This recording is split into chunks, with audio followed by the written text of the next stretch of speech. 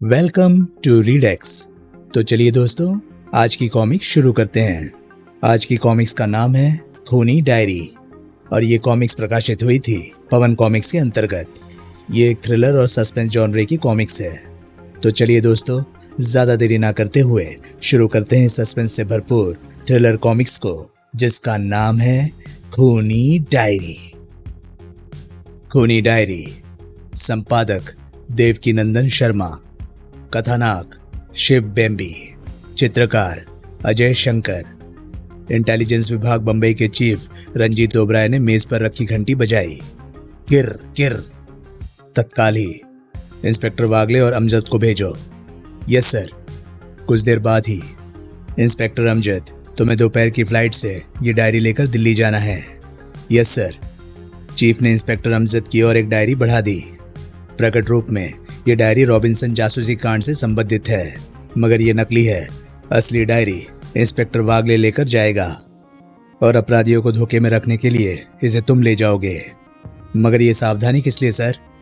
इसलिए क्योंकि हमें खबर मिली है कि कोई तीसरा व्यक्ति इस डायरी को उड़ाने के चक्कर में है, जो देश में जासूसी करने के अपराध में रॉबिन्सन और उसके साथियों के विरुद्ध पुख्ता प्रमाण है। चीफ दोबारा अमजद से संबोधित हुआ।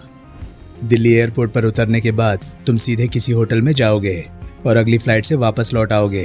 इस बीच अगर तुमसे कोई इस डायरी को हथियाना चाहे तो विरोध प्रकट करते हुए डायरी छोड़ देना। यस सर, मैं सब समझ गया। Okay then, you can go. Yes sir. Inspector Amjad chief का अभिवादन करके वहां से चला गया। उसके बाद चीफ ओबराय ने मेज की दराज से लाल रंग की एक डायरी निकाली और इंस्पेक्टर वागले की ओर बढ़ाते हुए कहा, इंस्पेक्टर वागले, ये डायरी असली है और इसकी सुरक्षा तुम्हारे लिए अपनी जान से भी ज्यादा जरूरी है। इसे तुमने दिल्ली इंटेलिजेंस के चीफ कर्नल दुष्यंत तक हर हाल में सुरक्षित पहुंचाना है। आप निश्चिंत रहे सर, मैं इस डायरी को अपनी जान से भी ज्यादा हिफाजत के साथ कर्नल साहब तक पहुंचा दूंगा। इंस्पेक्टर वागले, अब सुनो, तुम आज ट्रेन से दिल्ली के लिए प्लेन ड्रेस में रवाना हो जाओगे, मगर सफर साधारण क्लास में करोगे ताकि किसी को तुम पर संदेह ना हो और लोगों की भीड़ में तुम छिपे रह सको। Yes sir. अब तुम जाओ, मगर सावधान रहना। Okay sir. वागले अभिवादन करके बाहर निकल गया। इंस्पेक्टर अमजद ने एक टैक्सी की और उसमें सवार होकर, ड्राइवर एयरपोर्ट चलो। अच्छा साहब। ड्राइवर ने टैक्सी आगे बढ़ा दी, मगर इंस्पेक्टर अमजद टैक्सी के पीछे आ रही उस काली कार को नहीं देख पाया था जिसमें 4 व्यक्ति सवार थे।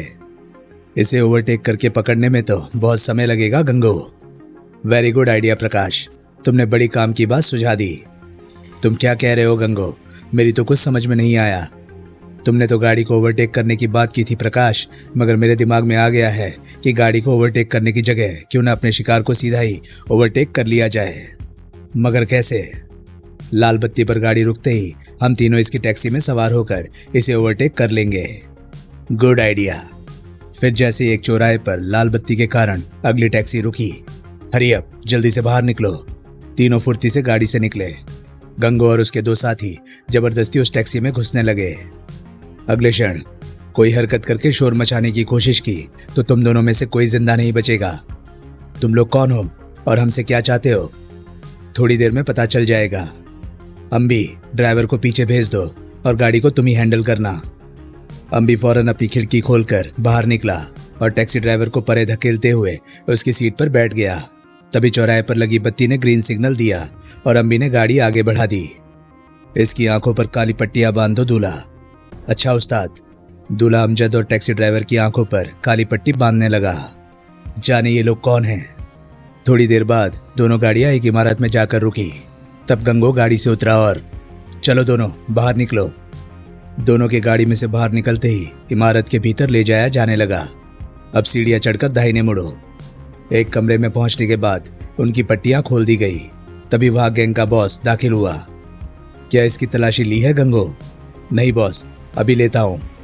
अमजद की तलाशी लेने पर गंगो को 2 काम की चीजें, वो डायरी और एक रिवॉल्वर मिली। रिवॉल्वर की गोलियां निकालकर इसकी जेब में डाल दो और डायरी मेरे पास लाओ गंगो। Yes boss. गंगो ने आदेश का पालन किया और खाली करके रिवॉल्वर अमजद की जेब में डालने के बाद डायरी बॉस को थमा दी। बॉस ने डायरी खोलकर देखा और दहाड़ पड़ा, ये डायरी नकली है गंगो। इससे पूछो कि असली डायरी कहाँ है। Yes boss. गंगो ने तुरंत ही रिवॉल्वर के दस्ते का प्रहार अमजद के जबड़े पर किया। तड़ाक! अमजद के मुंह से खून की एक धार सी बह निकली। इसके एक ही प्रहार से मेरा जबड़ा हिल उठा है। गंगो ने अगला वार करने से पहले घूरकर अमजद की ओर देखा। किसी की जुबान खुलवाने के लिए मैं केवल उसके थोबड़े का इसी तरह से मार मार कर हुलिया बिगाड़ देता हूं, ताकि उसके थोबड़े को अपनी जुबान न खोलने की सजा मिल सके। नहीं, हाँ, अगर तुम अपने थोबड़े को किसी अनजाने देश का नक्शा बनने से बचाना चाहते हो और ये चाहते हो कि तुम्हारे घर वाले तुम्हें थोबड़े से ही पहचान सके, तो सब कुछ सत्य बता दो, वरना। नहीं, मैं बताता हूं। अमजद के मस्तिष्क में एक विचार आया। अब तक तो वागले डायरी लेकर बंबई से निकल चुका होगा। अपना हुलिया खराब करवा कर बताने की जगह पर अभी बता देने में ही भलाई है। जल्दी बताओ, असली डायरी इंस्पेक्टर वागले ले जा रहा है। क्या इंस्पेक्टर वागले भी दिल्ली प्लेन से जा रहा है?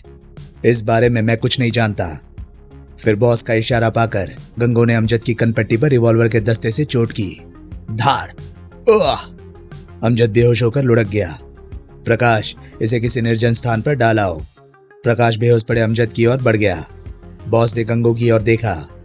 गंगो, तुम इंस्पेक्टर वागले को अच्छी तरह से पहचानते हो। मेरे ख्याल से इंस्पेक्टर अमजद द्वारा प्लेन का सफर करने पर वागले ट्रेन द्वारा ही दिल्ली जा सकता है। सड़क के रास्ते भी तो जा सकता है बॉस। प्रकाश बेहोश अमजद को उठाकर ले गया। नहीं गंगो, इतनी सावधानी बरतने वाले से ऐसा रास्ता चुनने की उम्मीद करना मूर्खता है। ठीक कहते हो बॉस, अभी अधिक समय नहीं बीता है, इसलिए तुम फौरन रेलवे स्टेशन की ओर रवाना हो जाओ और वागले के दिल्ली पहुंचने से पहले वो डायरी पार कर दो। Okay boss. गंगो बाहर निकल गया। सेंट्रल बॉम्बे रेलवे स्टेशन के बाहर आकर एक टैक्सी रुकी और इंस्पेक्टर वागले निकलकर रेलवे स्टेशन के भीतर की ओर बढ़ा तो गेट पर खड़ा गंगो उसी की ओर देख रहा था। लगता है किस्मत आज हमारा ही साथ दे रही है। अब वागले डायरी लेकर दिल्ली नहीं पहुंच पाएगा। इंस्पेक्टर वागले का पीछा करता हुआ गंगो भी टिकट विंडो के सामने क्यू में लग गया। इससे ट्रेन में ही निपटा जा सकता है। टिकट लेकर इंस्पेक्टर वागले की तरह वो भी उसी प्लेटफॉर्म पर जा पहुंचा और गाड़ी आने की प्रतीक्षा करने लगा। इंस्पेक्टर वागले को मुझ पर संदेह न हो जाए, इसलिए ट्रेन आने तक इसकी नजरों से दूर रहना ही अच्छा है। ट्रेन आने पर गंगो वागले वाले डिब्बे में ही जा चढ़ा और उसकी विपरीत दिशा वाले कोने की सीट पर जा बैठा। यहां से इंस्पेक्टर वागले मुझसे दूर बैठा होने पर भी मेरी निगाहों के सामने रहेगा। लेकिन इंस्पेक्टर वागले की निगाहों में गंगो भी आ चुका था। मुझे लगता है ये ओवरकोट वाला आदमी मेरे ही पीछे लगा है। इसकी चोर निगाहों से मेरी ओर देखना मेरे मन में संदेह पैदा कर रहा है। इंस्पेक्टर वागले ने मनी मन एक निर्णय किया। अगले स्टेशन पर मैं चाय पीने के बहाने उतरने के बाद डायरी की सुरक्षा का प्रबंध करूंगा। अगला स्टेशन आने पर वागले गाड़ी रुकने पर डिब्बे में से उतरा। संयोग से डिब्बे के सामने ही चाय का स्टॉल है, इससे मेरा काम आसान हो गया है। इंस्पेक्टर वागले स्टॉल पर पहुंचा। एक चाय देना भैया। देता हूं साहब। स्टॉल वाले ने चाय इंस्पेक्टर वागले के आगे सरका दी और वागले चाय पीने लगा। गाड़ी के सीटी देने पर ही चाय के पैसे चुकाऊंगा। 1 मिनट बाद ही गाड़ी का इंजन चीखा। पौ! वागले ने 10 का नोट निकालकर स्टॉल वाले की ओर बढ़ा दिया। मेरी गाड़ी चलने वाली है भैया, जल्दी से पैसे काट लो। स्टॉल वाला कैश बॉक्स में से रुपए निकालने लगा। 10 का नोट मैंने इसलिए दिया है ताकि गाड़ी चल पड़े और मैं अपना काम कर सकूं। और जब स्टॉल वाले ने वागले को पैसे थमाए तो ट्रेन पटरी पर खिसकने लगी थी। ओह, मेरा डिब्बा छूट गया। अब मुझे दूसरा डिब्बा पकड़ना पड़ेगा। वागले अपने डिब्बे के पीछे वाले डिब्बे की ओर भागा और लपक कर उसके पायदान पर जा चढ़ा। मैं अपना डिब्बा भी पकड़ सकता था, मगर मेरा काम इसी डिब्बे में सुरक्षित हो सकता है। फिर वो डिब्बे के भीतर चढ़ गया। टॉयलेट। मेरा काम कंपार्टमेंट में नहीं, लैट्रिन में पहुंचने पर होगा। फिर वागले लैट्रिन का द्वार खोलकर भीतर दाखिल हुआ और भीतर पहुंचकर उसने द्वार को चिटकनी चढ़ाकर बंद कर लिया। अगला स्टेशन 40 मिनट बाद आएगा, जबकि उसके बहुत पहले ही मैं अपना काम निपटा चुका होऊंगा। फिर वागले ने जेब से एक पेचकस निकाला और लैट्रिन में लगे शीशे के ऊपर वाले फ्रेम के पेंच खोलने लगा। ये नाइफ कम स्क्रू ड्राइवर रखना आज काम ही आ गया। चारों पेंच खोलकर वागले ने फ्रेम और शीशा निकाल लिया तो पीछे रिक्त स्थान नजर आया। इसी स्थान पर मैं असली डायरी छिपाऊंगा। वागले ने अपनी जेब से पॉलिथीन में लिपटी एक लाल डायरी निकाली और उस रिक्त स्थान में रख दी। फिर उसी तरह शीशा और फ्रेम फिट करके उन पर दोबारा पेचकस से चारों पेंच कसने लगा। किसी के फरिश्ते भी नहीं सोच सकते कि इंस्पेक्टर वागले ने डायरी यहाँ छुपाई होगी। अब कोई मुझे घेर भी लेगा तो उसके हाथ असली की जगह नकली डायरी ही आएगी। उधर इंस्पेक्टर वागले को डिब्बे में न चढ़ता पाकर गंगो सोच में डूब गया। कहीं इंस्पेक्टर वागले को मुझ पर संदेह तो नहीं हो गया और उसने जानबूझकर गाड़ी छोड़ दी हो। मगर मैंने उसे पिछले डिब्बे की ओर बढ़ते देखा था। वह अवश्य उसी में चढ़ा होगा। मुझे मौके का फायदा उठाकर उसके ब्रीफकेस की तलाशी लेनी चाहिए। गंगू निसंकोच इंस्पेक्टर वागले के ब्रीफकेस के पास पहुंचा और उसे उठाकर सीट पर बैठते हुए जांघों पर रख लिया। ये तो साधारण ब्रीफकेस है जिसके लिए विशेष चाबी की भी जरूरत नहीं। ऐसे में इसमें डायरी होना संदेहास्पद ही है। फिर भी मुझे इसे खोलकर देखना चाहिए। इसके बाद गंगू ने अपनी जेब से एक चाबी निकालकर ब्रीफकेस का ताला खोला और ब्रीफकेस खोलने लगा। लेकिन ब्रीफकेस खोलने पर गंगू को इसमें डायरी का नामो निशान भी नजर नहीं आया। इसमें तो पहनने के कपड़ों के सिवाय कुछ भी नहीं है। डायरी अवश्य ही वागले के पास उसकी जेब में होगी। गंगू ने ब्रीफकेस बंद किया और यथास्थान पर रखते हुए उठ खड़ा हुआ। मुझे दूसरे डिब्बे में तुरंत पहुंचना होगा, कहीं अगला स्टेशन आने पर वागले किसी अन्य डिब्बे में ना खिसक ले। गंगू कंपार्टमेंट से निकला और गलियारे में चलता हुआ पिछले डिब्बे के साथ वाले द्वार की ओर बढ़ा। फिर गंगू खिड़की की सलाखें पकड़कर पिछले डब्बे में चढ़ने की कोशिश करने लगा। चलती गाड़ी में ऐसे करतब मैं अनेकों बार कर चुका हूँ। गंगू ने दोनों हाथों से मजबूती के साथ खिड़की की सलाखें थाम ली और पायदान पर से अपना दूसरा पांव भी हटा लिया। इससे पहले कि ये तेज हवा मुझे खिड़की से उखाड़ परे फेंके, मुझे दूसरे डिब्बे के पायदान तक पहुंच जाना होगा। और गंगू ने हाथ बढ़ाकर पिछले डिब्बे का हैंडल थामते ही अपना दायां पांव भी पायदान पर टिका दिया। अब मेरे लिए कोई मुश्किल नहीं रही। अगले क्षण वो पिछले डिब्बे के द्वार से अंदर प्रवेश कर गया। अब मुझे वागले को देखना चाहिए। तभी सामने वाले लैट्रिन का द्वार खुला और गंगू चौंक पड़ा। वागले यहाँ पर है गंगू, बहुत बढ़िया मौका है। अगले क्षण गंगू ने फुर्ती से लैट्रिन से बाहर निकल रहे वागले को भीतर धकेल दिया। ओह! और तुरंत चिटकनी चढ़ाकर मुड़ा तो इंस्पेक्टर वागले का हाथ उसकी जेब में जाते देखा। खतरा! मगर इससे पहले कि इंस्पेक्टर वागले अपनी जेब से रिवॉल्वर निकाल पाता, खचाक! और इंस्पेक्टर वागले का शरीर कटे वृक्ष की भांति नीचे जा गिरा। वागले के प्राण पखेरु उड़ चुके थे। गंगू ने तुरंत इंस्पेक्टर वागले की जेब में हाथ डालकर पॉलिथीन के लिफाफे में लिपटी एक डायरी निकाली। इसी डायरी की खातिर तुम्हें यमपुरी का टिकट कटवाना पड़ा है इंस्पेक्टर वागले। डायरी के फ्रेम पर शीशा शायद इसके असली होने की पहचान के लिए लगाया गया है। फिर गंगू ने डायरी अपनी जेब के हवाले की और चिटकनी खोलकर बाहर निकला और कंपार्टमेंट की ओर बढ़ा। तो ये औरत तो लैट्रिन की ओर जा रही है। अब मेरा ट्रेन में ठहरना खतरे से खाली नहीं है। अगले क्षण गंगू फुर्ती से द्वार के पास पहुंचा और ट्रेन से बाहर छलांग लगा दी। अरे, मरने का इरादा है क्या? शरीर का ऊपर वाला हिस्सा आगे रखकर किसी भी गति वाले वाहन से कूदने पर आप सुरक्षित रहते हैं। जैसे ही वो जमीन से छुआ, दूर तक लुढ़कनियां खाता चला गया। गति का वेग खत्म होने तक मेरे लिए लुढ़कते रहना ही अच्छा है। फिर वो उठकर खड़ा हुआ और अपने कपड़े झाड़ने लगा। इतनी सावधानी बरतने पर भी शरीर में कुछ खरोंचे आ ही गई। फिर गंगू तेज कदमों से सामने नजर आ रही सड़क की ओर बढ़ गया। वाह, सड़क पास ही है। फिर तो मुझे वापस जाने के लिए कोई वाहन मिल ही जाएगा। उधर ट्रेन में जैसे ही वो औरत लैट्रिन में घुसी, वाह! अगले क्षण खून खून खून। अपराधी के अड्डे पर। बॉस, मैं डायरी ले आया, मगर इंस्पेक्टर वागले का खून करना पड़ा। शाबाश गंगू, हमारे लिए डायरी जरूरी थी, वागले का जीवन नहीं। मगर बॉस ने जैसे डायरी खोलकर देखी, हरामजादे, ये डायरी तो एकदम कोरी है। असली डायरी कहाँ है? मगर मुझे तो वागले की जेब से यही डायरी मिली थी बॉस। ओह, फिर धोखा। अवश्य ही असली डायरी भी वागले के पास ही होगी। क्या तुमने उसका सामान चेक किया था? हाँ बॉस, लेकिन उसके ब्रीफकेस में केवल कपड़े ही थे। तो फिर असली डायरी कहाँ गई? शायद इंस्पेक्टर वागले के ब्रीफकेस में कोई गुप्त पॉकेट हो जिसका गंगू को ना पता चला हो और डायरी उसी में हो बॉस। अवश्य ऐसा ही हुआ होगा प्रकाश। गंगू तो लोगों की निगाह में आ चुका है, इसलिए उस डायरी को तुम ही हासिल कर सकते हो। वो कैसे बॉस? तुम फौरन घटनास्थल पर पहुंचो और जब तक डायरी बरामद ना हो, इस केस को डील करने वाले इंस्पेक्टर के पीछे लगे रहो। डायरी मिलते ही उसे पार करके ले आना। Okay boss. और प्रकाश तुरंत वहां से चल दिया। बम्बई इंटेलिजेंस विभाग के चीफ के कमरे में। लेकिन मैं बेहोश हो गया था। इंस्पेक्टर अमजद, तुम्हारे लिए ये कितनी शर्म की बात है कि तुमने अपनी चमड़ी बचाने के लिए इंस्पेक्टर वागले के जीवन को और उस डायरी को खतरे में डाल दिया है। नहीं, अपनी जान से अधिक कर्तव्य पलायन को अहमियत देने वाले कभी विवश नहीं होते इंस्पेक्टर अमजद।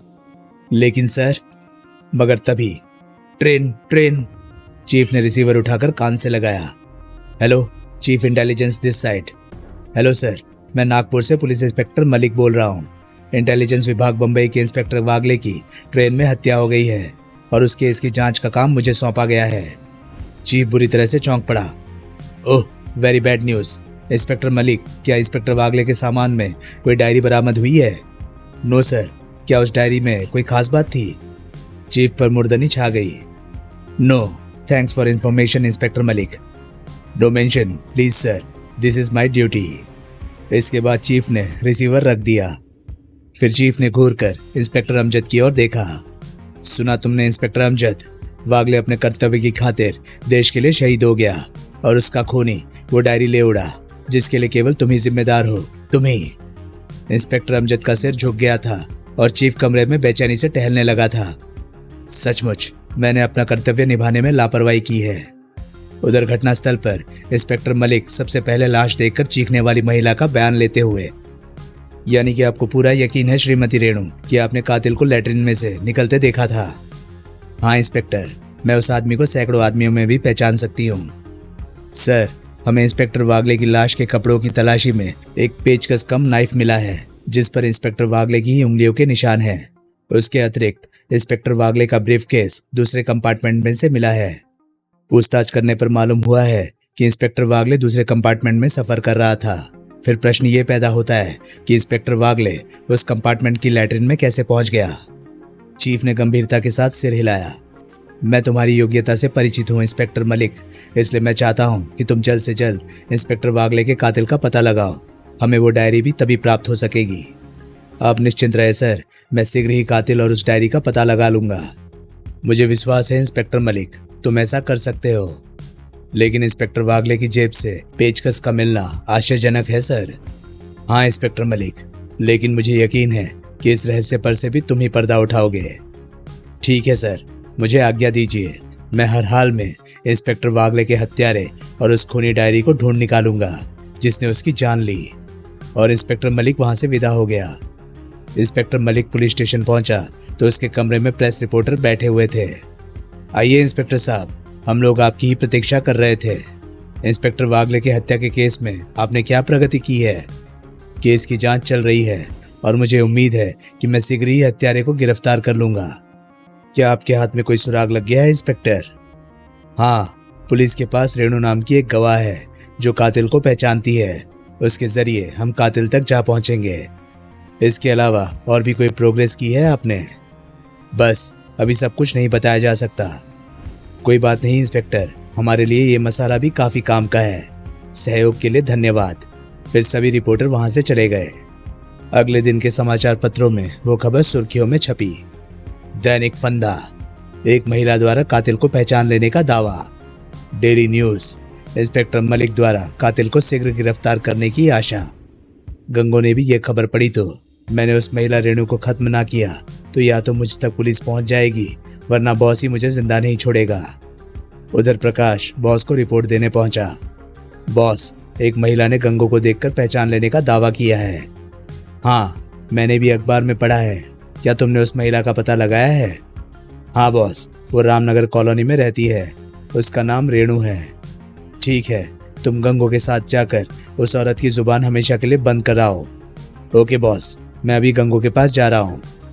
हाँ, इस काम में देरी करना ठीक नहीं है। प्रकाश तुरंत बाहर निकल गया। गंगो होटल ग्रीन के बार में बैठा था जब प्रकाश को भीतर दाखिल होते देखा। प्रकाश यहाँ आया है, किस लिए?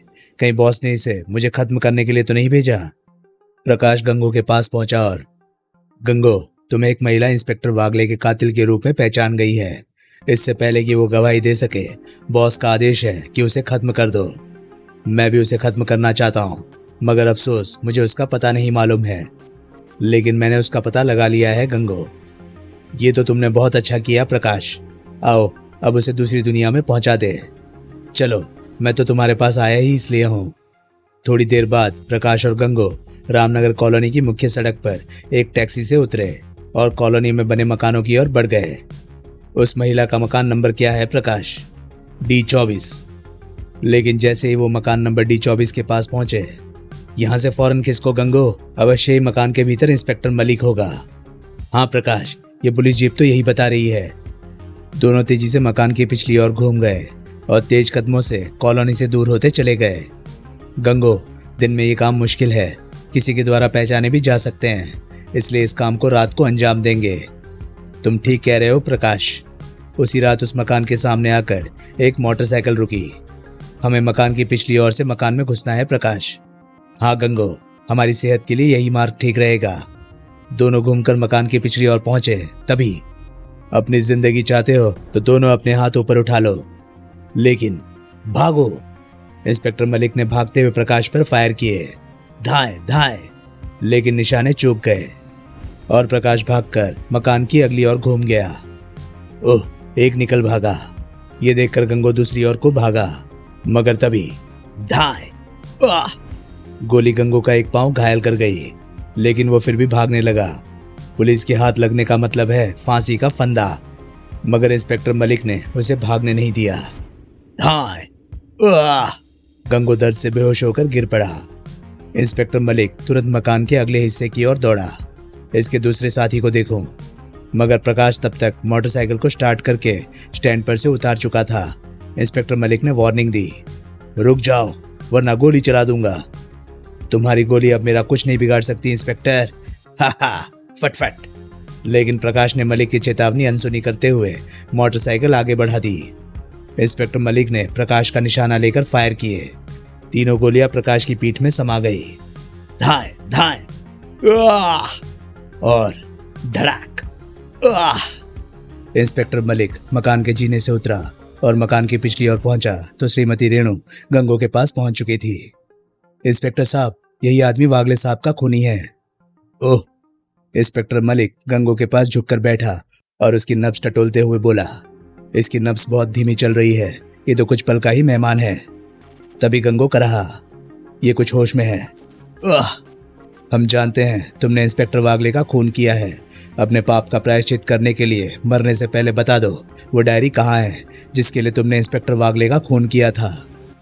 ये ठीक है कि मैं इंस्पेक्टर वागले का खूनी हूँ, मगर जो डायरी मुझे उसकी जेब से मिली वो नकली थी। इंस्पेक्टर और उसके कवर पर फ्रेम वाला शीशा चिपका हुआ था। इंस्पेक्टर मलिक चौंक कर, नकली थी तो असली डायरी कहाँ गई? हिच। लेकिन अंतिम हिचकी के साथ ही गंगो की गर्दन एक और को लुढ़क गई। ओह, मर गया। लेकिन श्रीमती रेणु, अभी इसके मरने की खबर रिलीज नहीं की जाएगी, इसलिए आप इस बारे में खामोशी रहेंगी। ओके इंस्पेक्टर, लेकिन आप ऐसा किस लिए कर रहे हैं?